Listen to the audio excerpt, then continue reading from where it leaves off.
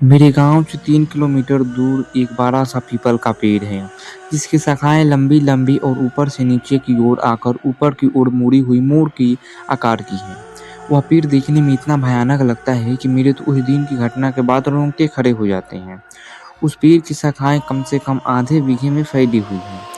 शायद आप लोगों में से कोई मानता हो या ना मानता हो, लेकिन मैं जरूर मानता हूँ कि भूत चुड़ैल होती है। हर गली और हर चौराहे पर ऐसी बुरी आत्माएं होती हैं। ये बात अलग है कि वे हमें दिखती नहीं कभी भी। यह आत्माएं तब दिखती है जब किसी की राशि उस आत्मा से मिल जाते हैं, तभी दिखती है। मैं आपको एक ऐसी कहानी बताने जा रहा हूँ जिसे याद करके मेरे सभी रोंगटे खड़े हो जाते हैं। अब मैं आपको उस घटना के बारे में बताने जा रहा हूँ कि मैं और मेरे दोस्त उस पीपल के पेड़ पर खेलने जाया करते थे।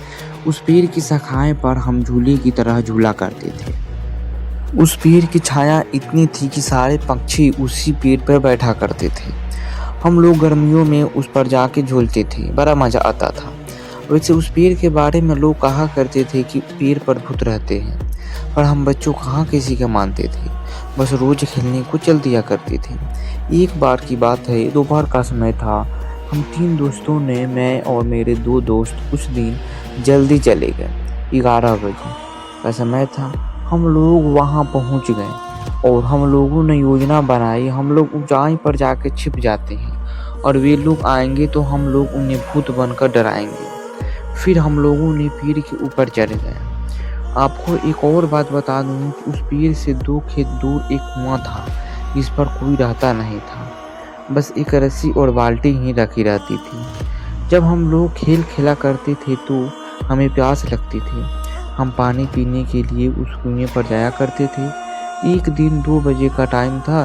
जब हम लोग इंतजार करके थक चुके थे, वे लोग नहीं आए तो हमें से एक ने कहा, चलो पानी पीकर आते हैं। तो मैंने कहा उन लोगों से कि मुझे प्यास नहीं लगी, तुम लोग चले जाओ। तो वे लोग उतर कर पानी पीने चले गए। दोपहर का समय था और सूरज पूरी तपन पर था। जोर जोर से लू चल रही थी और हवा की गोल गोल झुंड बनकर धूल उड़ते हुए जा रहे थे। आप लोग जानते होंगे कि गोलाकार, जिसे बवंडर कहते हैं, एक ऐसा ही हवा का गोला मैंने पीपल की पीर की ओर जाते हुए देखा। पीपल के सारे पत्ते आवाज करने लगे और पत्ते गिरने लगे। धूल की वजह से तो मेरी आंख बंद हो गई थी। सारे पक्षी उड़ गए। जब मैंने आंखें खोली तो मैंने क्या देखना चाहता। एक काली सी शक्ल का, बड़े बड़े बालों वाले और इतना डरावना इंसान मेरे सामने वाली डाली पर बैठा है।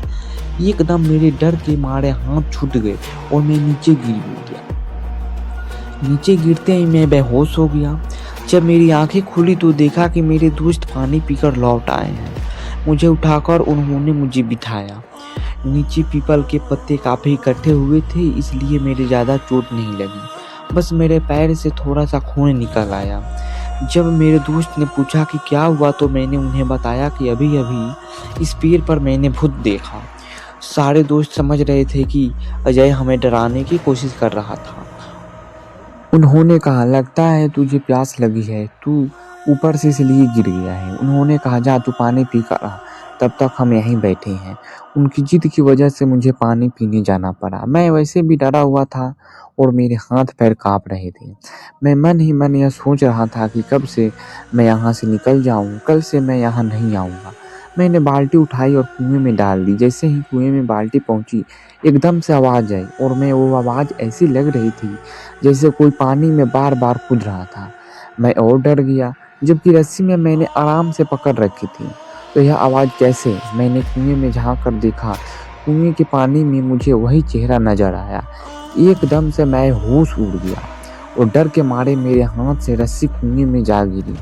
मैंने जैसे ही पीछे देखा, फिर से देखा, वही भयानक शक्ल वाला आदमी खड़ा था। मेरी तो आवाज बंद हो गई। उसके बड़े बड़े दांत थे, ऐसे जैसे कि उसने कभी जिंदगी में मंजर नहीं किया हो। उसकी ख्याल जली हुई इंसान इतना डरावना लग रहा था कि मैं तो बस, मेरी आंखें खुली थी, बस शरीर में कोई जान नहीं थी। बस मैं बेहोश होकर गिर पड़ा। मेरे दोस्त सोच रहे थे कि यह अब तक क्यों नहीं आया। 5 मिनट बाद मेरी आंख खुली तो मैंने देखा कि मैं पीपल के पेड़ के नीचे पड़ा था। तो मैं और डर गया कि मैं यहाँ कैसे आ गया। दोस्त मुझे उठाकर आए थे। जैसे ही मैं खड़ा हुआ देखा तो मेरे दोस्त खड़े हुए थे और कह रहे थे, तेरी तबीयत ठीक नहीं है, तुझे पहले बताना चाहिए था। हम पानी ले आते, कहीं तू कुएं में गिर जाता तो हमें भी जान से मारते थे। मैंने उन्हें बताया कि मेरी तबीयत खराब नहीं है, मैंने सचमुच भूत को देखा है। उन लोगों को विश्वास नहीं हो रहा था। अजय, जो कि कभी भी भूत के बारे में बोलता था तो भी कहता था कि भूत नहीं होती, मगर इसे आज हो क्या गया है जो हर बात पे भूत लगाए हुआ है। भाइयों, अब तक के 2:30 बज चुके थे। हमारे दोस्त के आने का समय हो गया था। मेरे दोस्त ने कहा, चलो अब ऊपर चढ़ जाते हैं, और उन लोगों को डराते हुए। मुझे डर तो लग रहा था, पर मैं दोस्तों के साथ ज़्यादा ऊपर नहीं, बस थोड़ी ऊंचाई पर जाके बैठेंगे। जब ये लोग आए तो हमने पत्थर फेंकने चालू किए, और तब तक हुआ क्या, जोर जोर से एक बवंडर हवा का झोंका आया और सारे पीपल उसने झकझोर के उखाड़ने की कोशिश कर रहा हो। मेरे दोस्त ने समझा कि भूत है।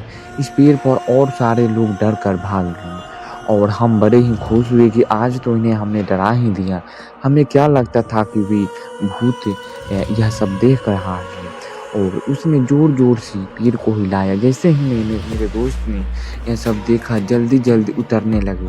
अब की बार तो उसकी आंखें लाल लाल, दांत होठों से बाहर था। हम वहां से भागे तो मैं तो डाली पकड़ कर कूद पड़ा। मेरे दोस्त जिससे लटका वे डाली टूट गई और एकदम से नीचे गिरा। मैंने उसे उठाया तक नहीं। मैं वहां से भागा और मेरे दोस्त भी पीछे पीछे। बस फिर तो हमने मुड़ कर नहीं देखा, घर आ कहीं दम लिया। हमने देखा कि हमारा दोस्त नीरज नहीं दिखा रहा है, तो हमने उसे उधर कुछ देर के बाद आते हुए देखा। वो आराम आराम से आ रहा था। उसकी आंखें लाल, हाव भाव बदले हुए नजर आ रहे थे। हमने उनसे पूछा कि नीरज क्या हुआ, तो उसने कुछ नहीं कहा, बस हमारी तरफ ऐसे ही नज़रों से वह देख चला गया और जाकर सीधे अपनी छत पर जाकर बैठ गया। उसकी हाव भाव बदले, आवाज़ भरी सी हो गई है। जब घर के अब लोगों ने उसे देखा और कहा, कहाँ गए थे, मेरे दोस्त निखिल ने सारी बात बता दी। तब हमारे चाचा जी ने कहा, मैं हमेशा मना करता हूँ इन लोगों को कि पीपल पर मत जाया करो, यह लोग मानते ही नहीं। अब देखो इसका क्या हाल हुआ है। अब मैं जाकर भगत जी को बुला के ले आए। हमारे गांव में एक बाबा जी हैं, सियाराम, जो हनुमान के मंदिर में रहते हैं और पूजा करते हैं। वे तंत्र मंत्र इन चीज़ों में माहिर है, इसलिए उन्हें लोग भगत जी के नाम से बुलाते हैं। तब मैं जाकर मंदिर से भगत जी को बुलाया और भगत जी ने मुझसे कहा कि पहले कुल्ला कर और जाकर हनुमान जी के मंदिर से भभूत राख लेकर आ। तब मैंने राख लेकर आया। तब मैंने राख ली और तब तक भगत जी ने कुल्ला करके अपना कमंडल उठाया और चल दिए, और मैं उनके पीछे पीछे चल दिया। भगत जी वहां पहुंचे और पहुंचते ही सब समझ गए और कहा, भाई तुम यहाँ क्या लेने आए हो। फिर चुपचाप कुछ नहीं बोला। तब भगत जी समझ गए कि तू ऐसे नहीं बताएगा। तब भगत जी ने धरती के पैर छूकर बैठकर मुझसे राख मांगी। मैंने उनके राख दे दी। तब उन्होंने कुछ मंत्र बोला और राख को उसके ऊपर फेंक दिया और कुछ कमंडल से जल के छींटे मारे और उसका कान पकड़ के बोले, बता तूने इस लड़की को क्यों पकड़ रखा है और कौन है तू और कहाँ से आया है। तब उसने बताया कि मैं पास के पीपल के पेड़ पर रहने वाला भूत हूँ। यह लोग मुझे दोपहर के समय सोने नहीं देते थे, इसलिए मैंने इसको डराया और इसको पकड़ लिया। भगत जी बोले, तू पीपल को छोड़ दे और दूर जंगल में चला जा, और पीपल बच्चों को खेलने के लिए है, पर मैं कहाँ जाऊँगा। भगत जी ने कहा कि तू ऐसे ही चला जाएगा या फिर निकालूं अपना व्रज। और भगत जी की आंखें लाल हो गई। तब भूत ने कहा, आप मेरा कान छोड़ेंगे तभी मैं तो यहाँ से जाऊंगा। देख कितना अच्छा बच्चा है, इतना जल्दी समझ गया। एकदम विवेक हिला और वो सामान्य हो गया, जैसे कि अभी सोकर जगा हुआ है। तब भगत जी ने कहा, जाओ, और पीपल वाला भूत भाग चुका है, अब तुम कभी भी जाकर उस पेड़ पर खेल सकते हो। कहानी ख़त्म हो गया। कहानी कैसा लगा कमेंट ज़रूर कीजिएगा। धन्यवाद।